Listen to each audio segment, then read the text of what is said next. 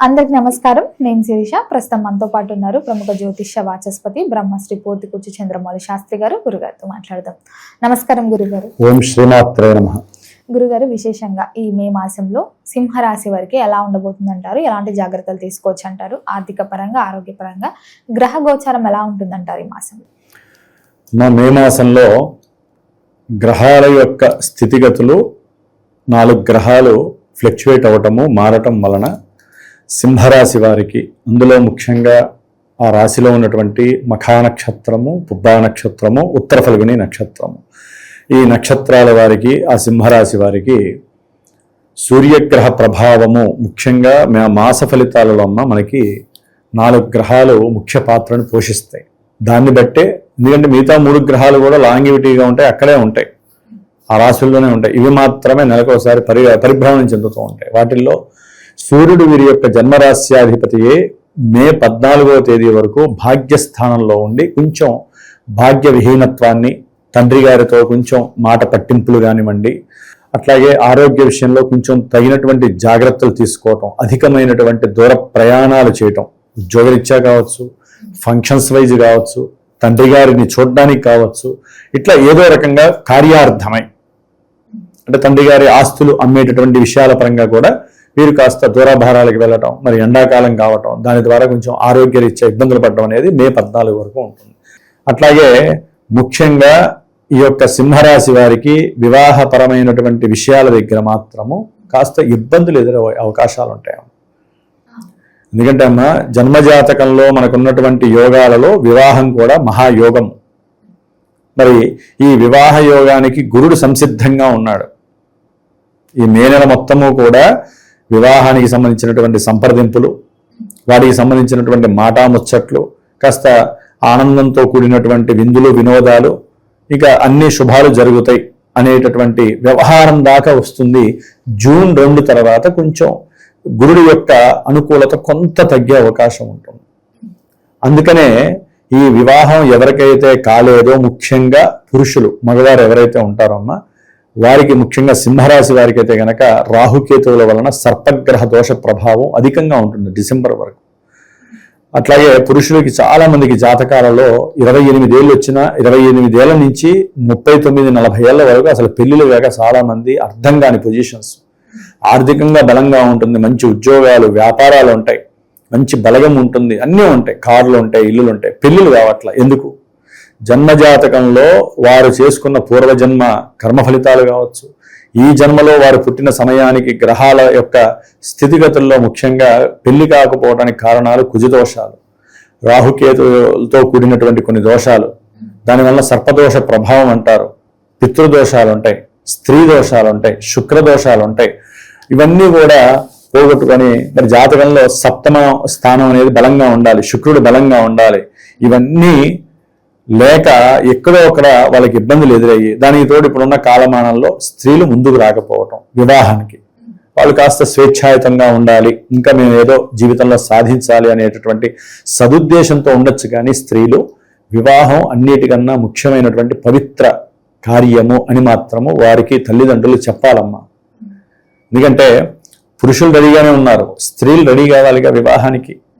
కాబట్టి ఆ యొక్క స్త్రీ ఆకర్షణ కలగటానికి, వీరికి వివాహం జరగటానికి జూన్ 2వ తేదీ మంగళవారము మూలా నక్షత్రం రోజున హైదరాబాద్లో నేను ప్రత్యేకించి ఎవరైతే వివాహ యోగాన్ని కావాలి, వివాహం అవ్వాలని కోరుకుంటారో వారి గురించి అని చెప్పి నేను సుబ్రహ్మణ్యేశ్వరుడు, వల్లీ దేవసేన సమేత సుబ్రహ్మణ్యేశ్వర స్వామి వారి యొక్క కళ్యాణంతో పాటుగా విశేషముగా కన్యా పాశుపత రుద్ర హోమము అనేటటువంటిది ఒక దివ్యాస్త్రము. విడిగా జాతకరీత్యా ఏవేవో చేసుకుంటూ ఉంటారమ్మా, రకరకాలుగా దశాంతర దశలను బట్టి ఒక కార్యక్రమము, కుజదోషాలకు ఒక్క కార్యక్రమం చేసుకుంటారు. ఆల్రెడీ అవన్నీ చేసుకొని విసికెత్తిపోయిన వాళ్ళు కూడా ఉన్నారు. అయితే నేననేది ఏంటంటే సరైనటువంటి రోగానికి సరైనటువంటి మందు పడాలి అని. ఎవరికైనా సరే జన్మ జాతకాలతో కానీ, నక్షత్ర పరంగా కానీ, రాసుల పరంగా కానీ సంబంధం లేకుండా 28 సంవత్సరాల నుంచి, ఎందుకంటే ఈ రోజుల్లో 28 అనేది నార్మల్. మరి మగవాళ్ళు కెరీర్లో స్థిరపడాలి కదమ్మా, ఉద్యోగం రావాలిగా, సంపాదించాలిగా, మరి భార్యని పోషించాలిగా, మరి అన్ని ఉండి కూడా పెళ్లిళ్ళు కాకపోవడానికి కారణాలు చాలా ఉంటాయి ఇందాక చెప్పినట్టుగా. కాబట్టి వారు గనక పీఠానికి ఫోన్ చేసి సంప్రదిస్తే ఇక్కడ వారు దగ్గరలో ఉంటే గనక, ఈ హైదరాబాద్ దగ్గరలో కానీ ఉంటే గనక వచ్చి కూర్చొని వాళ్ళ చేతే హోమం చేపిస్తాను. కళ్యాణం కూడా చక్కగా వారే కూర్చుంటారు కళ్యాణానికి. రావాలనుకున్న వాళ్ళు కూడా రావచ్చమ్మా, ఎందుకంటే వాళ్ళ కోసమే కదా పెడుతోంది. అన్ని ఆన్లైన్ దూరంగా ఉన్న వాళ్ళు ఉంటారు పాపం, విదేశాల్లో ఉన్నవాళ్ళు కానీ వేరే స్టేట్స్లో ఉన్నవాళ్ళు, వాళ్ళు కూడా ఫోన్ చేస్తే వాళ్ళకి ఏ రకమైనటువంటి అనుకూలత ఉంటుందో నేను తెలియజేస్తాను. కాబట్టి అంటే ఇక్కడ ఏంటంటే చేయించుకోవాలి, యద్భావం తద్భవతి, వాళ్ళు చేయించుకోవాలనే సంకల్పమే దాదాపు 100లో 99% కార్యం విజయవంతం అవడానికి అవకాశం ఉంటుందమ్మా. కాబట్టి వివాహానికి సింహరాశి వారికి రాహుకేతువుల దోషం పోవటానికి కానివ్వండి, ఇది కానివ్వండి, సుబ్రహ్మణ్య అనుగ్రహం కోసం దాదాపుగా నేను మే 25, 26 తారీఖుల నుంచి ఒక వారం రోజులు ప్రత్యేకించి వీరికి నేను ఇచ్చేటటువంటి రుద్రాక్షలకి కన్యా పాశుపత, ఈ కన్యా మంత్రం ఉంటుందమ్మా, ఆ వేద మంత్రాన్ని జపించి దాని మీద తీర్థం చేస్తాం. కాబట్టి ఆ యొక్క మాలాధారంతో పాటుగా, రుద్రాక్ష మాలాధారంతో పాటుగా ఎవరైతే భస్మ హోమం చేస్తారో ఆ భస్మాన్ని 48 రోజులు వారు ధరిస్తూ నేను ఒక మంత్రాన్ని విడిగా వారికి పర్సనల్గా ఇస్తాను. ఆ మంత్రాన్ని చేయటం ద్వారా జపము తప్పనిసరిగా వివాహ యోగం కలుగుతుంది. ఎందుకంటే కొంతమందికి జాతకాల్లో కానీ గోచారంలో కానీ అనుకూలతలు ఉంటాయి, ఏది వివాహ యోగం ఉంటుంది కానీ వేరే గ్రహాల వలన ఇట్లా ఇందా చెప్పిన దోషాల వలన కావు.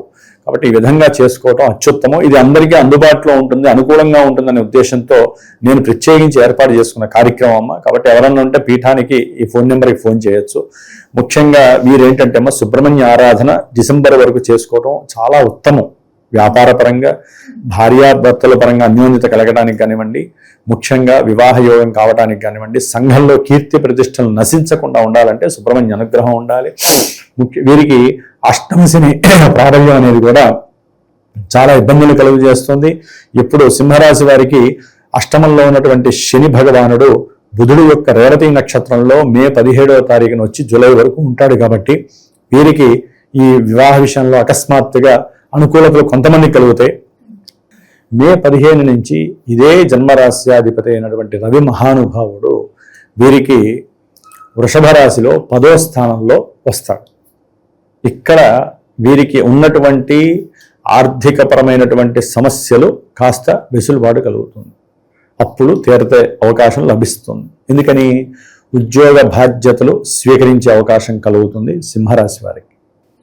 ఎవరైతే గవర్నమెంట్ త్రూ కానీ ప్రభుత్వ ఉద్యోగాలకి ప్రయత్నం చేస్తున్నారో సింహరాశి వారికి ఓకే, కఠినత్వమైనటువంటి గ్రహాల యొక్క సిచ్యువేషన్స్ ఉన్నప్పటికీ వాళ్ళందరినీ కూడా తన చుట్టూ తిప్పుకునేటటువంటి సూర్యుడు బలమైన రాశిలో ఉండటం ద్వారా కాస్త ఉద్యోగం, అనుకున్నటువంటి మంచి ఉద్యోగము, ధన సంపద కలిగేటటువంటి ఉద్యోగము లభించడానికి అవకాశము సింహరాశి వారికి ఉంది. అదే జన్మరాశిలో, అదే జన్మలగ్నంలో అంటే వారు పుట్టిన సమయానుసారము ఈ యొక్క రవి శుభ ఫలితాలు ఇచ్చేటటువంటి గ్రహం అయితే దశలు అంతర్దశలు కూడా ఉద్యోగానికి సంబంధించినటువంటి సంబంధమైనటువంటి అనుకూలతలు కలిగి ఉంటే ఈ సూర్యుడు చక్కగా ప్రకాశిస్తూ ఉంటాడు సింహరాశి వారికి. ఉద్యోగపరంగా చాలా అనుకూలంగా ఉన్నాయమ్మా. వ్యాపార రీత్యా కూడా మంచి ధనలాభం కలగడానికి అవకాశాలు ఉన్నాయి. ఎందుకని సింహరాశి వారికి బుధగ్రహము అనేటటువంటి గ్రహము దాదాపుగా మే 14 వరకు భాగ్యంలోనే ఉండి సూర్యుడితో పాటుగా మళ్ళీ ప్రయాణం చేస్తుంది. రవితో పాటుగా బుధుడు కూడా చక్కగా ఉద్యోగ స్థానమైనటువంటి కర్మస్థానంలోకి వస్తున్నాడు. దాని ద్వారా రవి బుధుల యొక్క అనుకూలమైనటువంటి ప్రయాణము చాలా ఆనందంగా ఉంటుంది. ఉద్యోగంలో కొంతమంది చేస్తున్న వాళ్ళకి ప్రమోషన్స్ వస్తాయి. ఉద్యోగంలో కాస్త అసలు ప్రమోషన్ వస్తుందో రాదో, అసలు ఉద్యోగం ఉంటుందో లేదో అని భయపడుతూ మొన్నటి ఉన్నటువంటి వాళ్ళకి ఉద్యోగంలో ప్రమోషను, దాని ద్వారా జీతం ఇంక్రిమెంట్స్ రావటము, ఏదో ఆకస్మికంగా వాళ్ళకి రావాల్సిన అనుకూలతలు కంపల్సరీ కలగడానికి సింహరాశికి అనుకూలం ఉంది. దాని ద్వారా కొంచెం వీరి ప్రయత్నాలు కూడా గృహపరమైనటువంటి ప్రయత్నాలు కూడా చేస్తూ ఉంటారు. సొంత ఇల్లు, సొంత స్థలము కొనుక్కోవాలి, ఇలాంటి ప్రయత్నాలు కూడా చేస్తారు. ఏది వాళ్ళకు ఉన్నటువంటి ఏదైనా కాస్త ఆస్తిని అమ్మైనా సరే తక్కువ లాభం వచ్చినా పర్వాలా, మనం ఉండటానికి ఒక మంచి గృహాన్ని తీసుకోవాలి అనేటటువంటి ఆలోచన చేయటానికి సింహరాశి వారికి అవకాశము శుక్రుడు వలన కలుగుతున్నాము.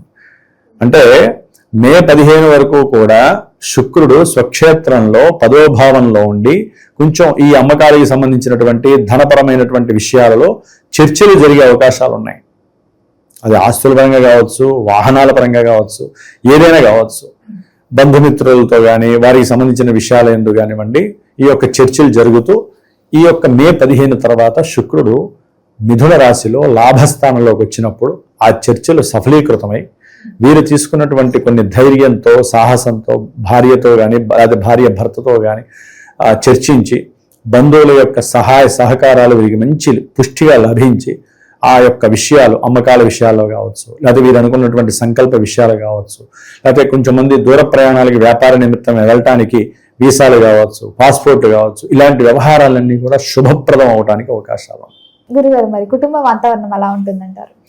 అమ్మ, వీరికి సింహరాశి వారికి ఇందాక నేను చెప్పాను, కుటుంబపరమైనటువంటి సౌఖ్యము పెరుగుతుంది, కుటుంబపరమైనటువంటి అనురాగము ఆప్యాయత, ఎందుకంటే ప్రమోషన్స్ ఉద్యోగాలు రావడం ద్వారా వీరి ఇంట్లో ఆనందము కేరింతలు ఎక్కువ అవుతాయి. దీనివల్ల అనుకున్న పనులు ఇన్నాళ్ళకి సాధించాము, మన డబ్బు ఆర్థికంగా పెరిగింది. ఉద్యోగం అంటే ఏంటమ్మా, డబ్బు రావటమే కదా. కిటకిటలాడే వాళ్ళకి, మా ఉద్యోగాలు పోయిన వాళ్ళకి కూడా ఉద్యోగాలు వచ్చే అవకాశాలు ఉన్నాయమ్మా సింహరాశికి. సూర్య బలం అంత గొప్పదమ్మా. మొన్నటిదాకా బాలేదు ఆయన, దాదాపు ఒక 4 నెలల బట్టి 3 నెలల బట్టి ఎంతో మందికి ఉద్యోగాలు పోయిన వాళ్ళు ఉన్నారు. నాకు ఫోన్ చేసిన వాళ్ళు, గురువు గారు ఎప్పుడు వస్తాయని, వాళ్ళందరికీ కూడా ఇప్పుడు అనుకూలమైనటువంటి ఫలితాలు ఉన్నాయి. ఓకే, జన్మజాతకంలో కొంతమందికి ఇంకా వేరే గ్రహదశలు అంతర్దశలు జరిగితే మనం సూర్యబలం కొంతవరకు ప్రయత్నాలను మాత్రమే సూచిస్తుంది. ఇవ్వాలంటే జన్మజాతకం దగ్గరికి వెళ్ళాలి. కొంతమందికి విడాకులు దాకా వెళ్ళినటువంటి వారికి ఉన్నటువంటి కోర్టు తీర్పు ఇచ్చి కొంతమందికి విడాకులు అయిపోయే పరిస్థితులు ఉంటాయి, ద్వితీయ కళ్యాణం అయ్యే అవకాశాలు ఉంటాయి. కొంతమందికి ఏదైనా రుణాలు అనేవి ఉంటాయి కదమ్మా, ఆ రుణాలు తీర్చేసేటటువంటి అవకాశం, వ్యాపారంలో లాభం రావటం, కుటుంబంలో సహాయ సహకారం, బంధువులు తీర్చి నాయన ముందు అప్పు తీర్చేరా, నీకు కట్టుకున్న దగ్గర నుంచి అప్పులు వస్తూనే ఉన్నాయని చెప్పి అంటాం. ఇలాంటివన్నీ కూడా జరగటానికి ఈ సింహరాశి వారికి అవకాశాలు ఉన్నాయి. కాబట్టి ఒకందుకు అష్టమ శని ప్రాబల్యం, వీరు ఎప్పటి నుంచో చేసుకుంటున్నటువంటి కొన్ని జపతపాలు కావచ్చు, లేకపోతే హనుమాన్ చాలీసా ప్రభావం, ఇవన్నీ కూడా వీరికి ఈ 2 నెలల కాలంలో అకస్మాత్తుగా కొన్ని అప్పులు తీరడానికి ఆ నక్షత్ర మార్పు అనేది చాలా ఉపయోగకరంగా ఉంటుంది. కొంతమంది పెళ్లిలైన వాళ్ళకి భార్యాభర్తల్లో ఉద్యోగం లేని వాళ్ళు కొంతమంది ఉంటారు, వారికి ఉద్యోగరీత్యా ధనలాభం కలగడానికి అవకాశం ఉంటుంది. అష్టమ శనిలో కూడా శుభాలు జరగడానికి ఇది ఒక చిన్న మచ్చుతునకలాగా ఉపయోగపడుతోంది ఈ యొక్క నక్షత్ర మార్పు వలన. కాబట్టి ఈ విధంగా ఉద్యోగంలో మార్పులు అన్నీ ఉంటాయి. శుక్రుడు యొక్క లాభస్థితి, రవి యొక్క దశమస్థాన స్థితి, కొంచెం 14 వరకు వీరికి ప్రయాణాల వలన ఆరోగ్యపరంగా ఇబ్బందులు తండ్రి వలన, కానీ బుధుడు రవి ప్లస్ ఈయన అనుకూలవంతులమ్మ. సింహరాశి వారికి కుజుడు మే 10 వరకు అష్టమంలో ఉండి నానా భీభత్సమైన పరిస్థితులు ఉన్నాయి. వారి కోసం అని చెప్పి నేను మే 12 స్వామివారు హనుమంతుడి హోమం కూడా పెట్టాను ప్రత్యేకించి హనుమాన్ జయంతి రోజున. కాబట్టి మే 10తో ఆ కుజుడు శనితో విడనాడి సొంత క్షేత్రంలోకి వస్తాడు. ఉన్నతమైనటువంటి విద్యల కోసం ప్రయత్నం చేసే వాళ్ళకి, విదేశాలకు వెళ్ళడానికి ఇది ఒక అనుకూలమైనటువంటి పరిస్థితిగా భావించాలి. కంపల్సరీ వారికి అనుకూలమైనటువంటి భావనలు కనిపిస్తున్నాయి. ఉన్నతమైనటువంటి విద్య యందు ఆసక్తి పెరుగుతుంది. అట్లాగే చేసేటటువంటి ప్రయత్నాలు కూడా సఫలీకృతం జరుగుతాయి వీళ్ళకి. కాబట్టి కుజుడి యొక్క భావస్థితి బాగుందమ్మా. కాకపోతే ఏంటంటే తండ్రి గారి యొక్క ఆరోగ్య స్థితి కొంచెం జాగ్రత్తగా చూసుకుంటూ ఉండాలి. వీరికి ఉన్నటువంటి పిత్రార్జిత విషయాలలో అన్నదమ్ముల మధ్య కొంచెం భావాలలో కొంచెం తేడాలు రావచ్చు, మాట అనుకోవచ్చు. వీటి ద్వారా కొన్ని నష్టపోవడానికి అవకాశం ఉంటుంది. జాగ్రత్తగా ఉంటుంది. అన్నదమ్ముల దగ్గర జాగ్రత్తగా ఉండాలి. దూర ప్రయాణాల విషయాలలో వాహనాల పరంగా జాగ్రత్తగా ఉండటం చాలా విశేషమైనటువంటి పరిస్థితి. కాబట్టి ఈ విధంగా సింహరాశి వారు హనుమాన్ చాలీసా చదువుకుంటూ స్వామివారికి సంబంధించినటువంటి సుబ్రహ్మణ్య ఆరాధన చేసుకోవటం విశేషం. వివాహం కానటువంటి వారు ఇందాక నేను చెప్పినట్టుగా అందరూ కూడా వివాహం కావాలి అనుకున్న వాళ్ళు సంప్రదించండి. దానికి తగ్గట్టుగా ఈ హోమం చేసుకోవటం, వారు కూడా మళ్ళీ చేయాలమ్మా. హోమం చేసి అయిపోయింది, మా పెళ్ళి అయిపోయిందని కాదు, దానికి తగ్గ సాధన కూడా వారు చేస్తేనే పని జరుగుతుంది. గురుగారు, మొత్తం మీద మే మాసంలో సింహరాశి వారికి ఎలా ఉండబోతుంది, ఎలాంటి జాగ్రత్తలు తీసుకోవాలో తెలియజేసినందుకు ధన్యవాదాలండి. శ్రీరస్తు, శుభమస్తు.